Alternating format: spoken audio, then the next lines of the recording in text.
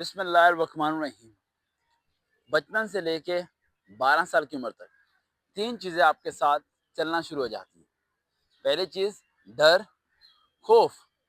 والدین کیا کہیں گے، استاد کیا کہے گا اور دوست کیا کہیں گے۔ ایک عجیب و غریب سا خوف ہوتا ہے۔ شاید بچہ بچپن میں ہی اپنے گھر میں ماں باپ کو لڑتے ہوئے دیکھتا ہے، اور جب وہ لڑائی جھگڑا کرتے ہوئے دیکھتا ہے تو اس کے دماغ میں خوف پیدا ہو جاتا ہے کہ شاید انسان نہیں ہے بلکہ یہ سب جانور ہیں۔ اس میں 3 قسم کے بچے ہوتے ہیں۔ ایک وہ بچے ہوتے ہیں جو چپ کر کے بیٹھ کے دیکھنا شروع کر دیتے ہیں اور کچھ نہیں کرتے۔ ایک وہ بچے ہوتے ہیں جو اندر ہی اندر رونا شروع کرتے ہیں، گھٹتے ہیں اپنے اندر۔ اور تیسرے وہ بچے ہوتے ہیں جو سب سے زیادہ خطرناک کام ہو جاتا ہے۔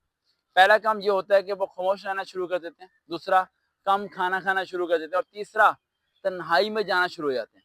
اب ماں باپ گھر میں لڑ رہے ہیں، سب کچھ ہو رہا ہے، لیکن انہیں یہ نہیں پتا کہ اس کا اثر بچے پہ کیا پڑ رہا ہے۔ وہ بچہ اپنے اندر سے ڈیمیج ہو چکا ہے، وہ کسی کو شیئر نہیں کرنا چاہتا۔ اکثر آپ کو لوگ نظر آتے ہوں گے، بچے نظر آتے ہوں گے ارد گرد، وہ ان کے اندر ایک عادت بہت آزادی آپ کو نظر آتی ہے کہ وہ شیئرنگ نہیں کرتے۔ وہ آپ سے بات، آپ کا چپ کر کے بیٹھا ہوا ہے، آپ کو پتا ہے وہ چپ کر کے کیوں بیٹھا ہے؟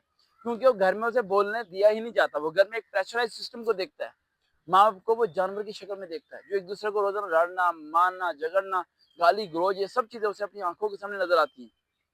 اس کے دماغ میں ایک ہی بات بیٹھ جاتی ہے کہ مما پاپا شاید خوش نہیں ہیں، اور شاید اسے اس گھر میں ہونا ہی نہیں چاہیے تھا، وہ غلط جگہ پیدا ہو گیا۔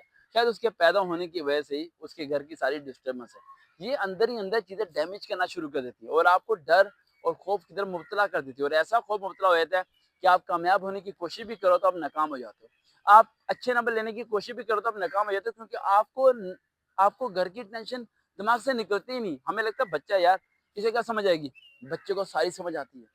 بچہ بیوقوف نہیں ہوتا، بچے کو سارا پتا ہوتا ہے اسے کیا کچھ ہو رہا ہے، اسے سب کچھ پتا ہے اس کے گھر کے ماحول کے اندر کیا سسٹم چل رہا ہے، ماں صحیح ہے، باپ غلط ہے، کون صحیح ہے کون غلط ہے، سب اسے پتا ہوتا ہے۔ جب ایک ساس اس کے سامنے، بچے کے سامنے، اس کی ماں کو چپیڑ مارتی ہے، بچے کو پتہ چلتا ہے کہ یہ عجیب سا سسٹم ماحول کے اندر یہ کیا کچھ چل رہا ہے۔ وہ اپنے اندر ٹینشن لینا شروع کر دیتا ہے، کسی کو شیئر نہیں کرتا وہ، اور ڈر پیدا ہو جاتا ہے۔ اس ڈر کو کیسے ختم کریں؟ سپوز کریں ایک شخص ہے آپ کے پاس، اور وہ آپ کو دھمکی دیتا ہے کہ بھائی کل میں 3-4 لوگ لے کے آؤں گا اور آپ کو مار کے جاؤں گا۔ آپ کو ڈر لگتا ہے، رات کو موشن لگ جاتے ہیں، نیند نہیں آتی، صبح آئے گا مار کے جائے گا، ایسا لگتا ہے نا۔ دین سیکنڈ ڈے وہ آتا ہے اور آپ کو مار کے جاتا ہے، آپ کو بہت تکلیف ہوتی ہے، بہت درد ہوتا ہے۔ پھر کچھ دن بعد دوبارہ آتا ہے اور دوبارہ مار کے جاتا ہے۔